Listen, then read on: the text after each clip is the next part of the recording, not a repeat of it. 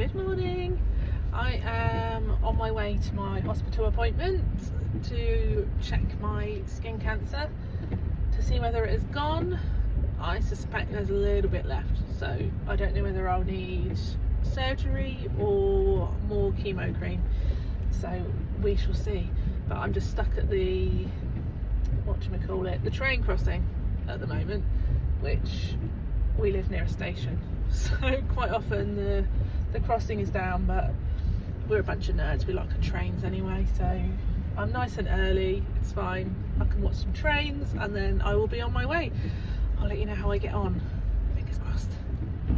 So how I manage these appointments and things, whilst obviously skin cancer is a scary thing to go through.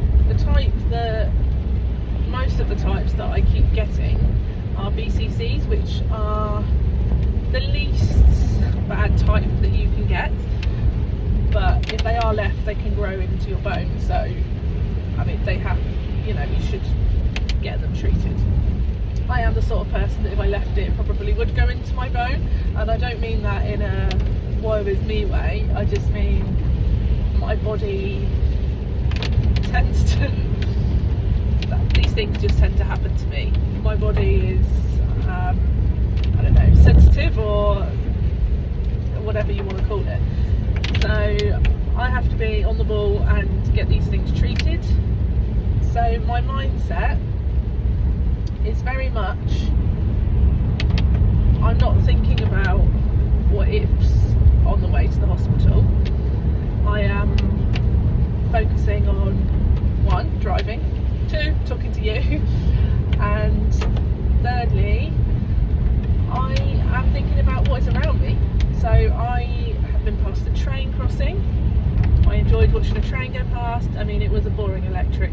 I'm not so much a fan of the electric trains. I like the old diesels and the steamies, but I was watching that go past, and then I went past a couple of tractors with lots of hay and straw on, and then I was thinking about how much I'd like to ride one. If anyone could sort me out locally, I'd love to ride a tractor. So really, what I'm trying to say is, rather than focusing on, oh my god, I might need surgery, what if it spreads, I don't do that anymore. I did do that when I first got cancer. I was a mess, and especially it was unfamiliar, it was new, and it was scary, so I was constantly not being mindful and just totally catastrophizing.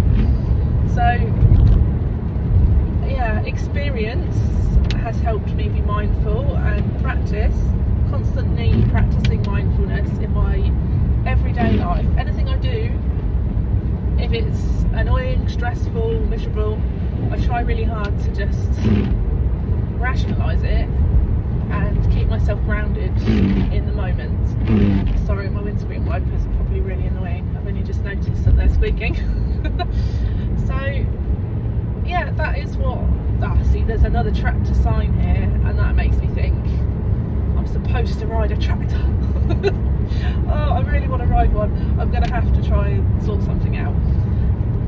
Anyway, I hope you get the gist that you can have a more positive mindset even if life throws you the crappiest of crap. You can try your best to be mindful, and I know most people that are doing videos while they're driving are looking at the camera lots and not looking at the road, so I apologise that I'm not looking at you, but I would rather be sensibly driving. If you are having a bad time, put some music on. Have a good old sing and dance and party.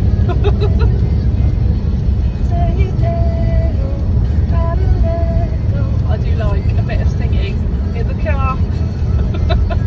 My husband is not a fan, so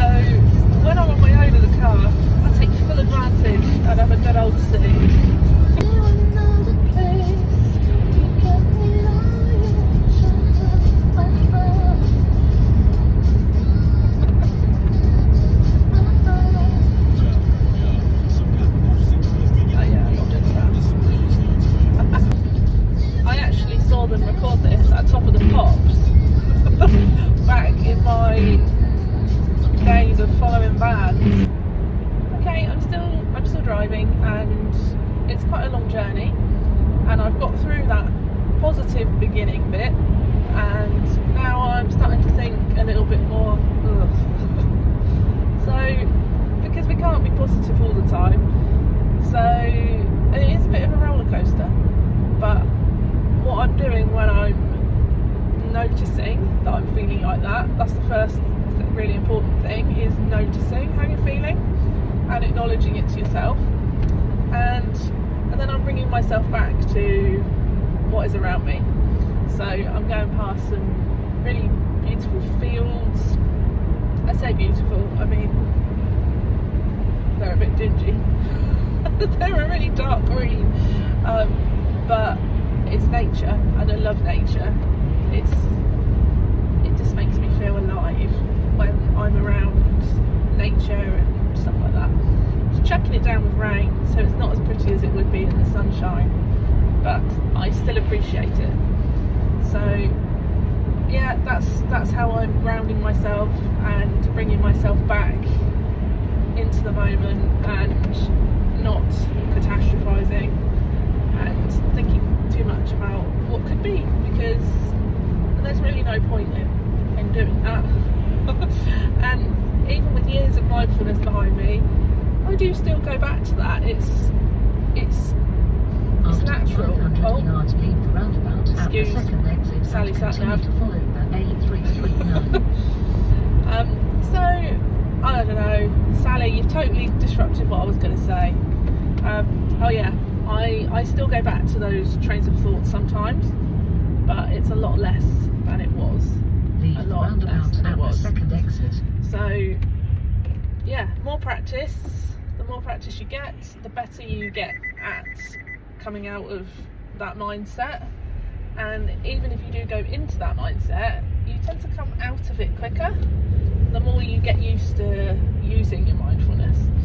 So hopefully this is helpful, kind of, what's the word, documenting my journey today, and documenting the emotional roller coaster that it is, because I want to show you that despite life throwing you curveballs, you can get through it. I mean, I never thought I would be in the place I am now. I did not see mentally a way past the way I felt in the past. So yeah, right, I think Sally Satnav is going to go off again in a second, so I will speak to you in a bit. I've got to the hospital, I'm a little bit early, so I just thought I would tell you that I now offer mindset coaching. So I'll drop a link down below in the description, and if anybody is interested in one-to-one mindset coaching, then just click the link and you can book an appointment with me. Right, I'm gonna go in, and I've brought my trusty crossword book to keep me entertained while I'm waiting to go in to my appointment, because you know what it's like, these places are always running a little bit late. So yeah, wonder how many crosswords I can get done before I get called in. I'll let you know how I get on. I'm a little bit nervous now, but I'm just going with it. It's normal to be nervous. That's, you know, it's fine. I'm not, I'm just feeling a bit apprehensive, but that's okay. So I'm going to go and do my crossword, and I will check in with you afterwards to let you know how I've got on. Fingers crossed. Better news than I expected. The skin cancer is completely gone. So I thought there was a bit left, but she's done an examination and all seems good. So I'm back in the car now. Something that I do need to be careful of with good news is that because I've got hyperadrenaline, I can never say this, hyperadrenaline POTS, my nervous system has a heightened response to excitement or stress, or so if you think about stress and excitement, they're both a heightened state. So even if I'm excited rather than stressed, it still triggers my POTS response, which can mean things like fast heart rate and, you know, when you're sweating and shaky.